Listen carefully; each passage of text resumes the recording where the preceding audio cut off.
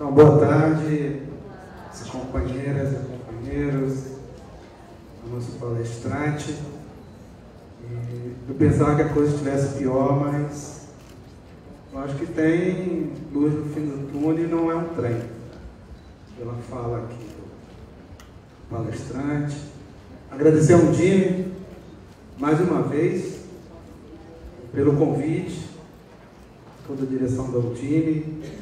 Eu acho que isso é que faz com que a gente possa se mover, diziam os poetas, né? Para que serve a utopia, se não for para nos fazer caminhar.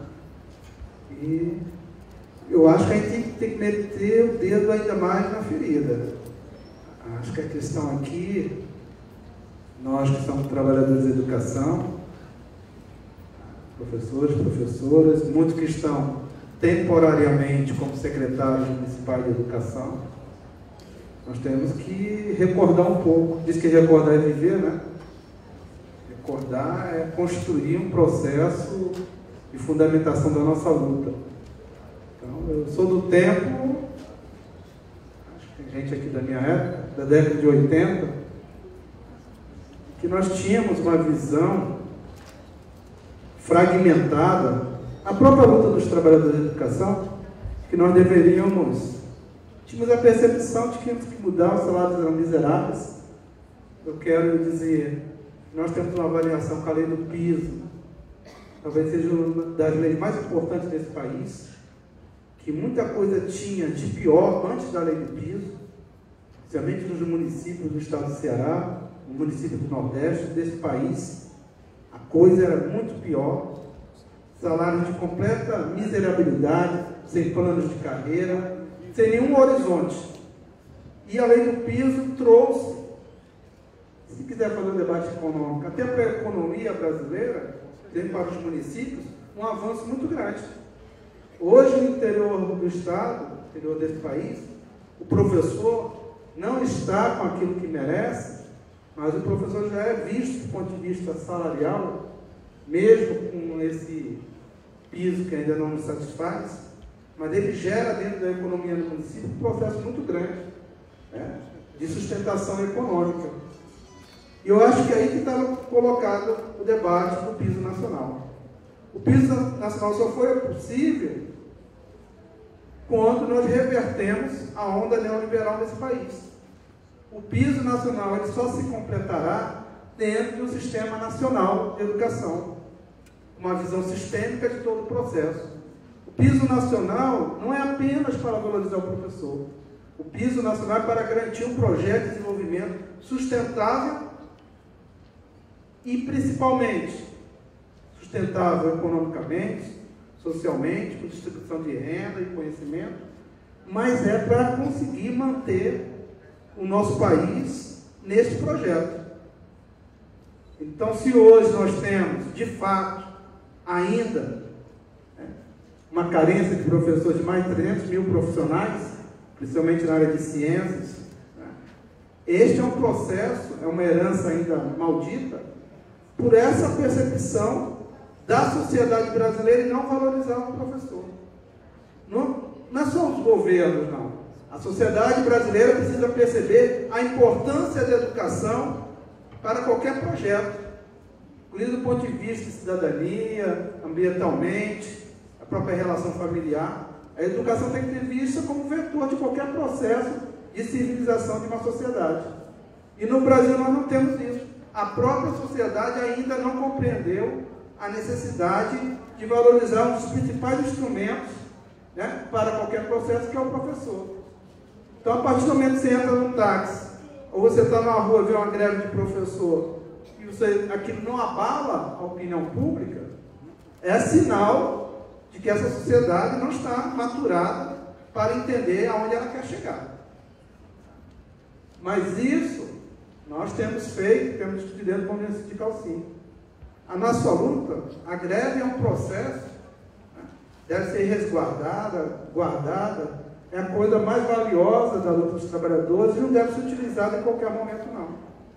É porque a greve de forma isolada, sem apoio social,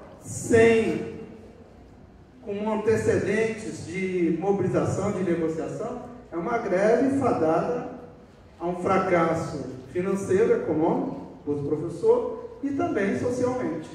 Então, nós entendemos que, neste momento, a discussão do piso nacional, ele se realiza dentro de um processo nacional. E eu acho que os municípios e os estados têm que encontrar também os gestores. Sei que os secretários municipais e secretários municipais de educação, muitas vezes, tem que bater de frente com o prefeito. Porque o prefeito quer seguir a cartilha dos governadores que ainda não entenderam ou só olham para a questão do seu caixa sem perceber que vai ter que ter mais recursos, sim, inclusive dos municípios e dos estados. Então, a luta nacional no debate do PNE, na questão do financiamento, é recurso do pré-sal, é o recurso do vinculado, o debate, a discussão de criar um fundo de equalização da carreira no Brasil. Nós estamos até, às vezes, brincando, falando, olha, os prefeitos, governadores, tudo diz que não podem pagar, que não podem, que a lei não se realiza nas condições atuais, nós temos acordo com isso. Tanto é que a forma de reajuste do piso, ela era transitória. Até nas reuniões com o presidente Lula, nós sabíamos e discutimos que essa posição de reajuste do custo aluno, ela teria que ser transitória até encontrar uma forma que pudesse dar sustentabilidade à questão não só do vencimento inicial do nível médio, mas da sua repercussão na carreira. E aí nós dizíamos, olha, se o município, o Estado e principalmente a União, elas têm que garantir uma sustentabilidade para o debate do piso. Porque o piso não foi só colocado para a questão do nível médio. Mesmo porque o nível médio, aqui a 5, 10 anos, nós não vamos ter mais professores com formação de nível médio. Isso é bom. A nossa carreira mesmo de professor, ela vai começar com um nível superior de graduado. Então, olha só como é que está a lei hoje. Se pegarmos a questão do reajuste, como está colocado outros, 1.451. Eu quero dizer, se o governo federal, se nós todos não encontrarmos uma saída de forma discutida, amadurecida, nós podemos ter o ano de 2013, né? Será um ano, inclusive, que não pode até não terminar. Que nós não vamos abrir mão do processo de reajuste como está hoje em troca de nada, não. Nós temos que ter a garantia de que o debate da carreira de professor no Brasil é um debate de um sistema nacional onde o professor valorizado em toda a sua carreira tem que estar colocado os índices diferenciais de cada titulação, sim. Porque quando se pensou a lei do piso, garantindo um piso para o nível médio e um piso para o nível superior. Quando se discutiu a lei do piso, nós entendíamos e defendemos que tinha que ter uma lei nacional com diretrizes que apontasse, entre outros itens, a diferença dos níveis dos professores. Porque nós percebíamos, quando jogasse a conta para o município ou para os estados fariam o que estão fazendo hoje. Os que pagam, que dizem que pagam o piso, pagam retirando a escala, o nível médio, da estrutura da carreira, separando a carreira. Ou colocando o nível médio e a diferença de nível para o nível superior chegando a 10, 8, 5, 15, 20%, fazendo um achatamento. Que é a fórmula encontrada para tentar se enquadrar naquilo que a lei coloca. Então, essa responsabilidade de garantir a originalidade, a concepção da lei do piso, como ela foi pensada, secularmente se pensou que essa carreira de professor ela tem que ter valorização. E não vai ter valorização dentro dos patamares que nós temos hoje de financiamento. E aí é necessário aprofundar o debate de como consolidar uma carreira, e nós estamos defendendo, nós estamos debatendo na CNTE e debatendo isso de forma... a questão de ser qualificada não, acho que o espírito da qualificação está em todos nós, mas nós estamos defendendo a federalização da carreira de professor no Brasil, sim. Sobre todos os aspectos. Primeiro, uma concepção de Estado diferente de um Estado que compreenda a educação como estrutura máxima de evolução de uma sociedade. Entendendo a federalização da carreira com a aprovação e a retomada do debate do PL 1592, na época do deputado federal Carlos Abicalil. Porque realmente nós precisamos ter horizontes mínimos para a estrutura da carreira de professor no Brasil. E sim, com mais recursos da União. Nós temos que ultrapassar os 18% da União e ultrapassar os 25 mínimos dos estados e municípios e criar um fundo específico de valorização da carreira do professor no Brasil. Sob pena que nós não resolvemos a questão fundamental, que é garantir uma escola pública de qualidade, que tenha em todos os profissionais de educação valorizados.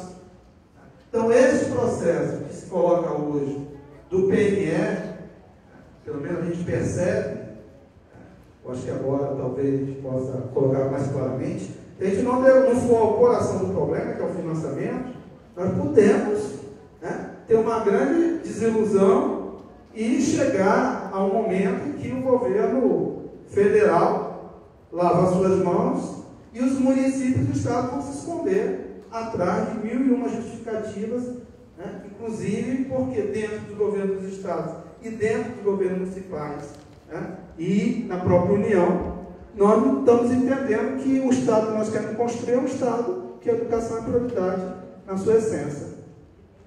E nós colocávamos isso de forma até dentro do movimento sindical. Se a gente federaliza a carreira de professor no Brasil, é porque nós entendemos que a organização dos trabalhadores da educação tem que ser através de um sindicato nacional mesmo. Nós vamos mexer, cortar na própria carne. Nós entendemos que federalizar a carreira no Brasil, dentro do Sistema Nacional de Educação, de forma compartilhada, é trazer a responsabilidade para a União, sim. A maior responsabilidade para a União, sim. E aí o debate dentro do Congresso é difícil. Porque